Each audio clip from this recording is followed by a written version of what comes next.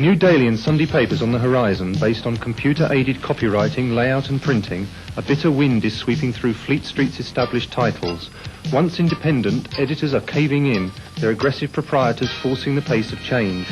Dummy papers were started to test machinery on sites hidden far away from the prying eyes of Fleet Street. Electricians became printers on these new presses. A fog of fear, threats and intimidation masks the dawn of this high-tech industry as it begins to rise. The big boss has decreed that his newspaper, The Scum, is to be moved to Scabland and staffed by faithful toadies. Well, it's off to work in the new building, past the barbed wire fortifications, then through the electrically controlled gates, as well as the anti-intruder video system, and the Scum's Special Security Patrol Squad ID check, and into my office. This is the only way we can maintain press freedom. Murdoch set about equipping his Wapping printworks to exclude the print unions SOGAT and the NGA. Work was carried out in secret by ATEX, an American computer company, on the pretext of setting up a new London paper, The Post, but Murdoch was buying time. With the assistance of the Electricians' Union, the EETPU, Murdoch prepared to print papers. 6,000 printers were thrown out of work as Murdoch switched production of The Sun, News of the World, Times and Sunday Times from Fleet Street to Wapping and his other new works in Glasgow. Journalists were asked to choose between a £2,000 a year pay rise with free medical insurance or the sack. From behind the razor wire, Murdoch's papers tell us of a new heroism, free of unions, with greater choice, more pages, more fun. There is no doubt whose interests Murdoch is seeking to protect. One of a handful of multinational media magnates, Murdoch has built up a global empire in the major communications industries, news, TV, films, entertainment.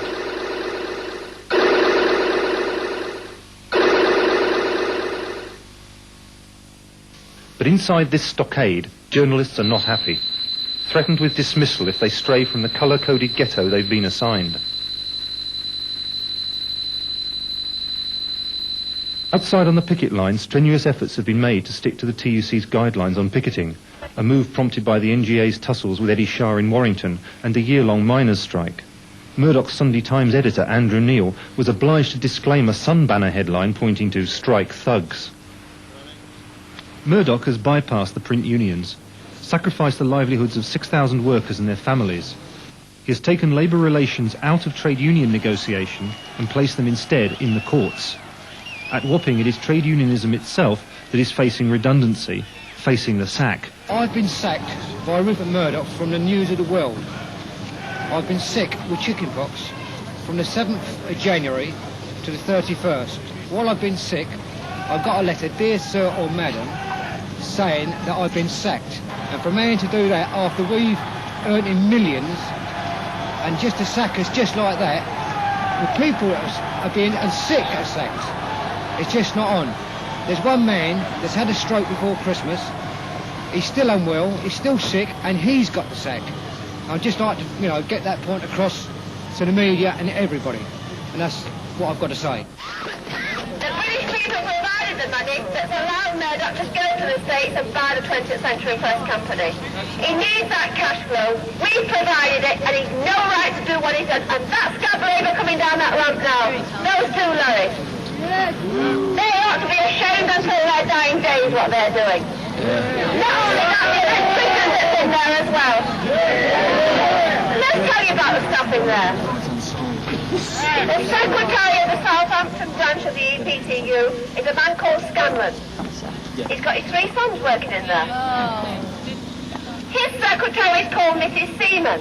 Mrs. Seaman's son's got the cleaning contract for there, where all our cleaners sacked. He's got 26 cleaners in there that he's employing. And you talk about trade unionism, if they didn't cross the picket line, that place wouldn't be running. The demonstrations to show that the lies that's being put about, that it's just about high-paid printers, is untrue. We've got lots of women involved who are on low pay, cleaners, for instance, clerical workers, security people.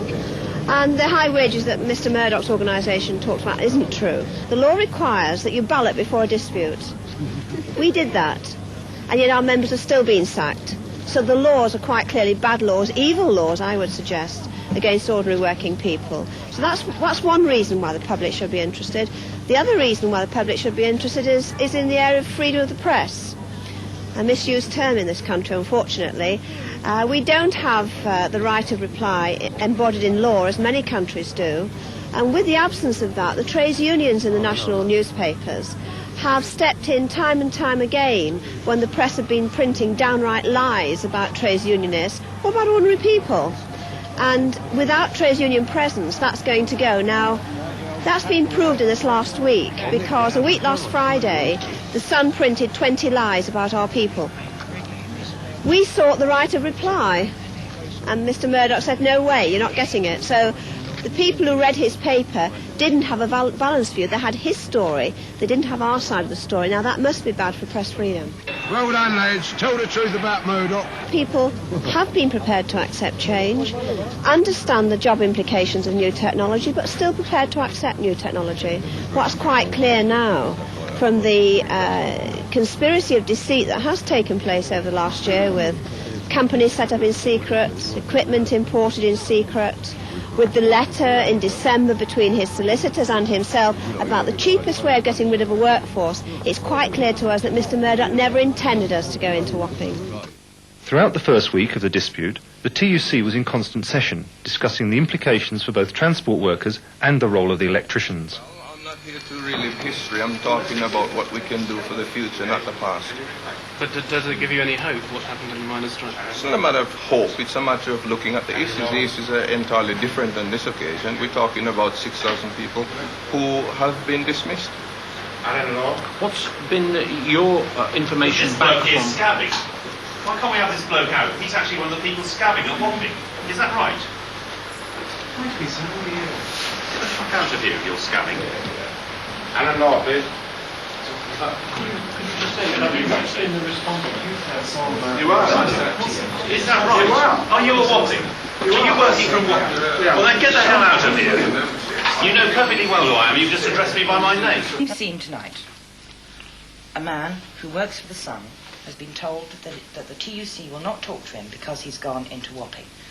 There's been no disciplinary procedure against him. You have just decided that man cannot do his work. This was a surprise to us. A surprise? I'm surprised that you're surprised. The fact is that that person is disobeying a trade union instruction, and the fact is that there are a number of his colleagues are now outside the door obeying the union instruction.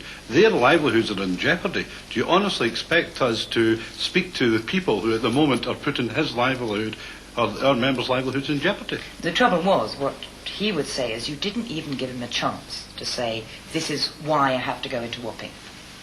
I frankly don't understand the question, because in fact I spoke to joint meetings of the chapels, and I spoke to every single chapel other than News of the World Chapel at the time of the vote. So I gave everyone the opportunity to say why they went in, and most people frankly went in through fear, and that is, I think, some indictment of civilization in Britain today. What will happen to those members of the NUJ who do go into Wapping? That's a matter for the National Executive. The fact is they are, of course, in breach of rule. The National Executive will have to consider whether, in fact, complaints are laid against them, and at that point they will have a chance to defend themselves, and the Executive will then have to consider the evidence. No one can possibly disagree that, as far as the NUJ are concerned, the position we currently have is one where the NUJ officials and the NUJ executive are taking a very clear and positive line in saying to their members, don't go to Wapping and don't support News International. The position with the electricians is a very different one. What we have is collusion, subterfuge, and a deliberate attempt to undermine the conditions and indeed the employment of print workers. Do you think the print unions have got any chance, though, Mr. Dubbins, of beating Mr. Murdoch? He does seem to have laid his plans very well. Well, I don't think anyone is surprised, may well be disappointed, but not surprised at the fact that Mr. Murdoch has produced newspapers. We've said that on a number of occasions, that we suspected at the end of the day he would be able to actually produce newspapers. On the other hand, I mean, what has come through today is a clear indication that there are massive problems in distributing these newspapers already, and that's without the declared support of the other unions in terms of distribution. Frankly, I think the trade unions in around the country should stop buying all News International products and should give no comfort to Mr. Murdoch. Times boss, Mr. Rupert Murdoch, of a deliberate plot to sack 6,000 staff and deprive them of their redundancy money. Well, it's totally obvious now that this has been planned for the last 2 years, but the company had no intention of negotiating at all. In fact, they lied to the trade unions. The trade unions, in fact, gave them a very flexible deal, but they were not interested and never have been interested in coming to a deal with the print trade unions. This is what you call a union bust.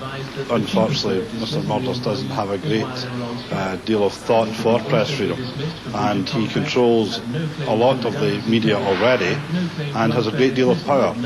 The only steadying influence on him, in fact, is that he has to deal with an organised workforce. If he has total freedom to act as how he would like to act, frankly, it's a sad day for press freedom. It's a sad day if proprietors can only think of introducing new technology by forcing people out the door. Surely it should be run by negotiation, not the draconian methods, which frankly are almost fascist in their style. Conspiracy. The claim is that by dismissing the 5,000 strikers, Mr. Murdoch could save as much as £40 million.